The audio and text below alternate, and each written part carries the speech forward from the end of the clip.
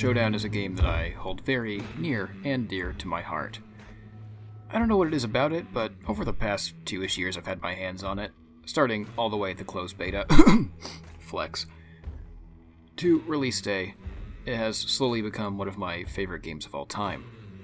Now, I'm pretty sure at this point you just want to know why I think this game is so damn good, and what it's about, since you can clearly see in the thumbnail and that cinematic intro I just did, that I really do like this game. But before I can tell you about this Swamper Simulator, and what I like and dislike about it, I first need to cover a few disclaimers.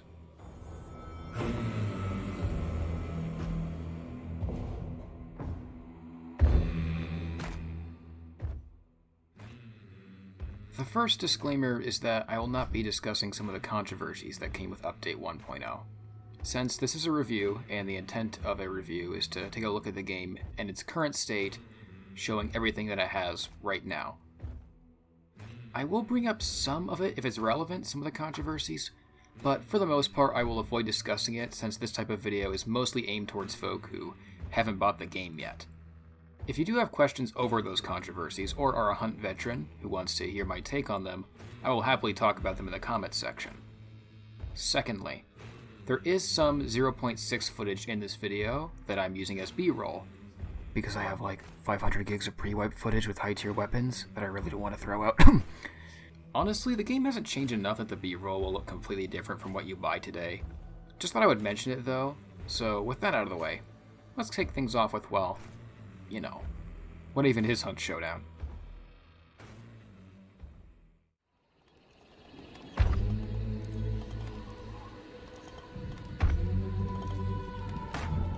Hunt Showdown is kind of a niche game, so just throwing in a generic genre is a rather difficult task. So I'm going to list off some genres that I think apply to this game, while also explaining what this game is all about. Hunt leans towards the hardcore, semi-survival genre, with lots of PvP and PvE shooter elements, with a big emphasis on its risk versus reward gameplay. There are two modes you can choose from. Quick Play, a solo-only experience where you're thrown in as a random free hunter, needs to loot weapons from around the map and gather 4 rifts so we can activate a wellspring, which you then have to hold until the wellspring runs out to save your soul, and keep your free hunter for later use. All the while having other players trying to kill you so they can take that sweet life juice to save themselves. When the game ends, only the holder of the wellspring will survive. This mode is fun, but it's more of a throwaway compared to Bounty Hunt, being what's widely considered to be the definitive Hunt experience. More on that later. How Bounty Hunt works is that you start by recruiting a hunter from the menu screen, giving him/her whatever guns, traits, and equipment you see fit. All the while, keeping in mind how much in-game money you are spending on your loadouts, since some stuff, although better, is a lot more expensive. This is the whole risk versus reward system that I briefly mentioned a minute ago. You earn this in-game money by finding clues, looting other hunters/cash registers, gathering wellspring energy in quick play, and the biggest payout, extracting the bounty, the one unified objective in this entire game mode. You get this bounty by finding 3 clues that correlate with one boss. If there are multiple bosses on the map, each will require 3 clues, so 6 total if you want to find them both. Each of these clues is surrounded by hostile AI and lots of sound traps that could give your position away to other bloodthirsty players, so stealth can be a good option if your playstyle caters to it. I have no clue where they are, so we gotta be careful. Try not to alert the crows. They know we're coming, we just don't want them to know from where. Alright. Which one of these shacks are they in? Yes. Thank you, Alan, for the pro call-out. You're welcome. Wait, hold up. Come back here. What? Don't alert what? These crows? Once all the clues are gathered, you will find the boss on your map. You simply go to his, her, or its compound, kill them, banish them, which tells every player on the entire map where you are, by the way, and escape with one of the 2 bounty tokens that they drop after you send them back to heck. Luckily, you can have up to 2 additional friends help you complete these tasks, by reviving you if you go down and offering some more firepower, which does mean a team of 3 players could come and attack you at any moment, So if you play solo, you might want to opt out of trios. Unless you want that sweet, sweet underdog bonus. Oh. The 2 bounty holders also get a nice little buff, called Dark Sight Boost, which allows you to see other players for a short time. So being the first player to the bounty is a nice advantage, except for the fact that, every one of the remaining players are going to want a piece of your bounty, so chances are you're going to take on a bulk of the server at once. Since other players can also see the bounty holders with a strike of lightning that is constantly striking overhead. It's nowhere near as good as Dark Sight Boost, but it is infinite. Each match has the potential to spawn up to 12 players, which could be any combination of solos, duos, and trios, so you never really know what you're up against when you get into a gunfight. If you do extract though, with the bounty or not, your surviving hunter is leveled up along with your separate permanent rank, which is called your bloodline. Your bloodline rank allows you to unlock certain pieces of kit that you then need to use in-game to unlock further variants. If you don't make it through, your hunter is very much, well, dead. Since, this game's got permadeath. You do still get half of that hunter's XP, he or she gathered from the mission, directly into your bloodline, and the money they had acquired from finding clues. So this game doesn't make you leave empty-handed. If I were to compare Hunt to other games, I would say the closest game I can think of would be Escape from Tarkov or Vigor, but the goals of these games and how hard they are on the players is nothing like Hunt. They are just similar in the main concept. Gear up, go into the game world, compete with other blokes for shit you want, and get out without dying. So if you played either of those 2 games, you will have no problem adjusting to Hunt. That's just a really simple overview of what the game is about. Just gearing up, weighing the risk versus reward of your kit, gathering all 3 clues, killing the boss, and extracting with his stuff, all the while killing any pesky players that get in your way. This gameplay loop is incredibly unique, and offers an experience unlike anything else I've played. And with the threat of permadeath, the game can get really intense sometimes, making every gunfight feel like it could be your last. And on the notion of moment-to-moment gameplay, how is it?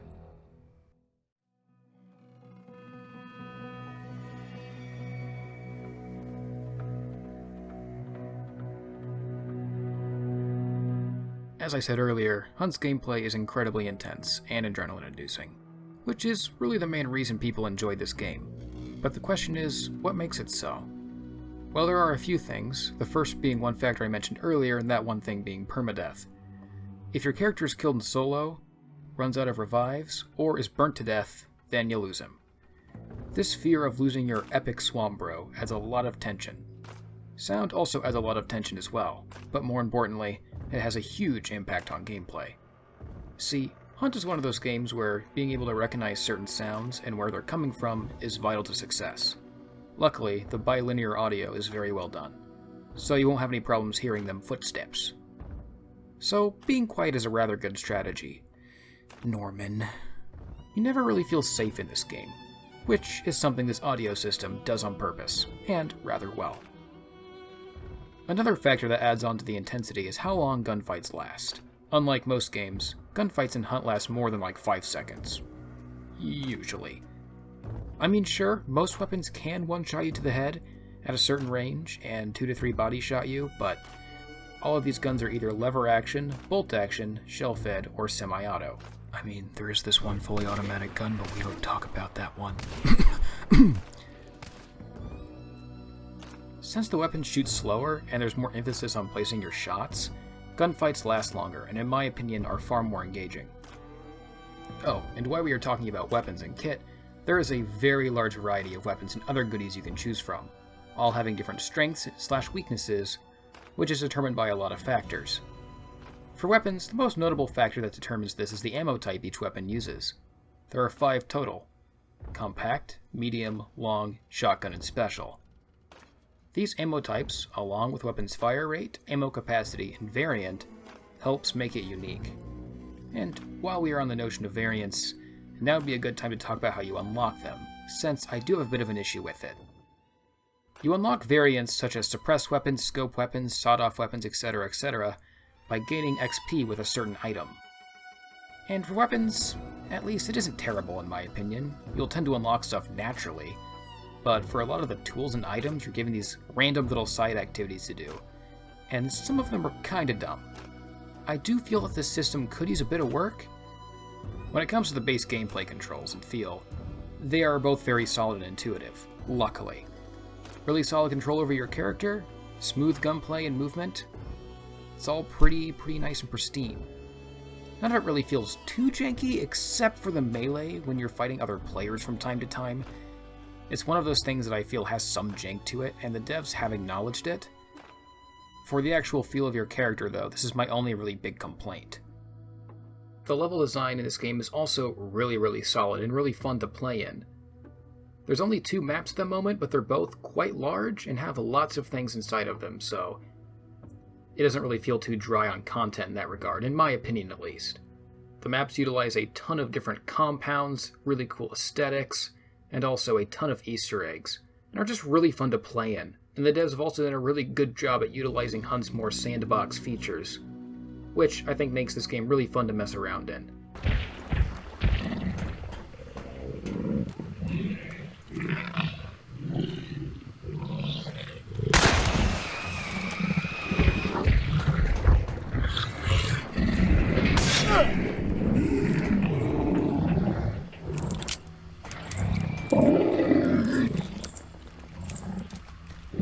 Oh, we got a new pet. Look at that. How you doing, partner?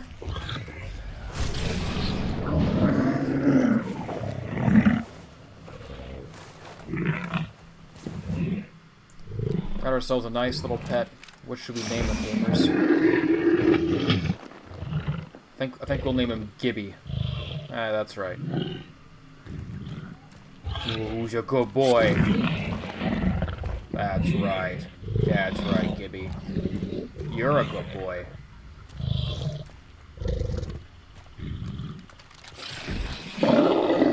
Hey, you behave now. You behave now. I'm gonna go off to fetch some cigarettes. I'll be back, I promise.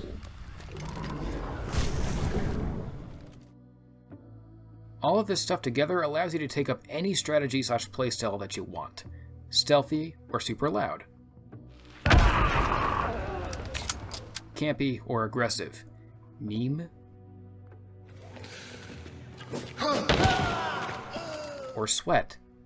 It's all up to you in the end. This is what really makes this experience unique, though, in my opinion. It's how the objectives of Bounty Hunt lead to these neat encounters that make all of these strategies and playstyles viable. The whole loop of finding clues, sneaking, and finding the boss, I think does a good job at pulling players up and making things unpredictable. This is what I think also adds depth to the gameplay, that will keep you coming back. One match is never like the last. Which is why I said earlier that quick play feels kinda watered down in comparison to Bounty Hunt, since the only viable strat in that mode is to be the first to the wellspring, and to then camp for the rest of the match, making the mode feel more like a standard shooter. I feel quick play could be on the same level as Bounty Hunt, if they allowed players more ways to decrease the wellspring. As it stands, it's a fun mode and all. It just doesn't capitalize on what makes Hunt so special, and in-depth in my opinion. When it comes to bugs, I have noticed a few, but nothing too big, except for these 2, one being a strange desync thing that's happened to me a few times.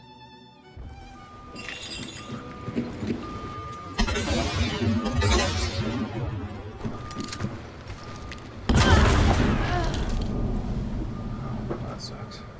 Not sure why it happens, could be a bug or just poor netcode. The other is this really annoying thing that teleports you off of certain areas of elevation. Not sure what causes this, but can be annoying when you're trying to get a headshot off on some guy. These are the only 2 big bugs I've encountered. I know other players have encountered more. In terms of server maintenance, that desync thing is really my only gripe so far. Matches load pretty quick, and I haven't been placed into any empty lobbies yet, so I think it's pretty decent. So in short, the gameplay is solid, and the unpredictableness and intensity of matches really has you coming back for more action. Action that is really well complemented by this game's atmosphere.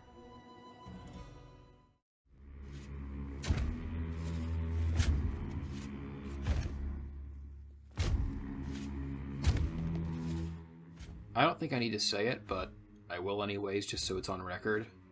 This game looks gorgeous, visually and audibly as well. It's just so well done. It creates such an awesome atmosphere. It just feels really gritty and dark, and I love it. It uses that late 18th century time period rather well. and somehow makes something already super cool, Cowboys, 100 times cooler. I didn't even think that was possible. It's like comparing the original Big Iron to the remix by Shiro. It takes something really great and somehow makes it better. To the town of our field rode a stranger one fine day. Hardly spoke to folks around him, didn't have too much to say. No one dared to ask his business, no one dared to make the slip. The stranger there among them had a big iron on his hip. Big iron on his hip. Big iron on his hip. Big iron on his hip. Big iron on his hip. I mean, did you really think it was going to look bad, though? This is Crytek we're talking about. You know. Achieved with CryEngine. CryEngine? They made these games on it? Of course it's going to look baller. Just keep in mind, though, that since this game looks so nice, it is going to require a higher spec PC, if you play on PC that is, to comfortably run. You can probably get away with running this on a mid-tier rig if you play on PC. Just keep that in mind. Now, I could keep going on about this game's graphics and such, but I mean, I kind of showed them off before the video even really started, and, you know, you've been looking at them as B-roll this entire time, so I think they've spoken for themselves pretty well at this point.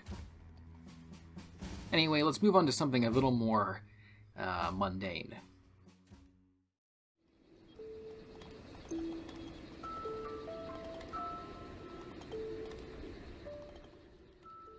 Hunt's UI is, for a lack of a better word, just ugly. For some reason, it just feels incredibly hard to navigate at times, and just lacks any fluidity. Now, by no means is the UI unusably bad, it's just messy. Lots of unneeded icons, tons of submenus, and worst of all, no option to confirm a Blood Bonds purchase, making accidental purchases with real money possible. Now, luckily, Crytek are going to address this by the time this video is out. It might actually have already been addressed. And they are refunding those who have made this mistake, so that's good. Oh, and on the notion of in-game currency, good news. It's one of the least predatory that I've seen in a good while. It's mostly used for cosmetic-only items, but you can also use it to buy extra hunter slots, so you can have up to 10 recruited at once. You can use them to reshuffle, and you can get rid of perks/health bars. With Blood Bonds as well. Oh, and, you know, clean them weapons, but, that's just cosmetic, you know. Nothing gameplay changing. Although, on the notion of gameplay, and real money currency, for some reason, I've seen some people saying that the currency is pay to win, and, as I said, it's mostly just skins. The other stuff is just for convenience, so I have no clue where they're getting this from. The only thing that I could think that might cause people to think this is that when you do buy a weapon skin, you do get that gun the time you buy the skin, just one for free, so you could, you know, test the skin out. But honestly, I really don't see that as a pay-to-win mechanic. I mean, if you buy a gun and you're not high enough rank to unlock it, yeah, you're gonna want to see it, or else you'll forget that you probably bought it. I think it's a good enough compromise, and honestly, by the time the game is over, you'll probably lose the weapon anyway. It's not like you can keep buying weapons with real money over and over. Then, yeah, we would have a problem for sure. Also, back to the skins, they're pretty fucking rad. I don't buy in-game cosmetics very often, just because they rarely entice me. But I did buy a few in Hunt, because not only do I love the developers, but these cosmetics look great, and you can preview them before you buy them, so no loot boxes. You can actually just buy what you want. It's crazy, I know. They have custom hunter skins and weapon skins, all of which look very good. A lot better than most AAA attempts at selling skins. Also, while we're bashing AAA companies, let's talk about the devs and the community as well, because I think that's an important thing a lot of people leave out.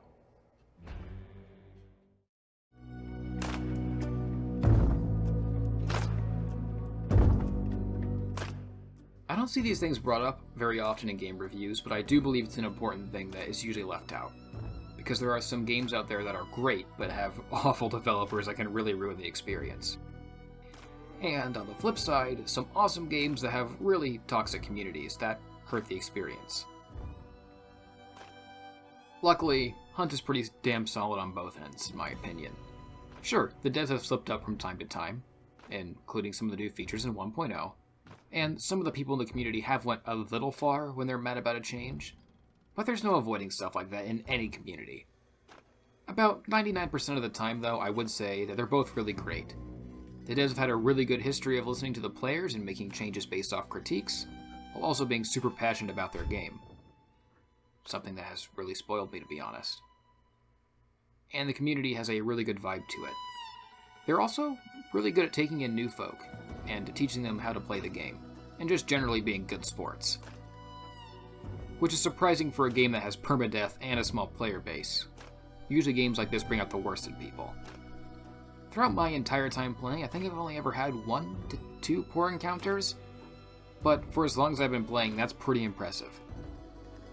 If you want to watch some Hunt creators on the notion of the community, to get a feel for the game or to learn some more, there are a few I would highly recommend. I would firstly and mostly recommend Psycho Ghost, probably Hunt's most well-known creator. He puts a hell of a lot of effort and personality into his stuff, and is very, very good at getting ideas about the game conveyed to new people. There's also Average Joe, who is a friend of Psycho Ghost, and also a really good entertainer, who is really fun to watch, just generally a good player. Wisdom is a good guy to watch as well, if you want to see what top-tier gameplay looks like. Irregular Ace is also a really good Hunt education channel. Love his infographics he uses in his videos, really good content. And there are many more. These are just some of my favorites, and the ones that I watch the most. Overall, a very welcoming community and dev team. Absolutely love them both.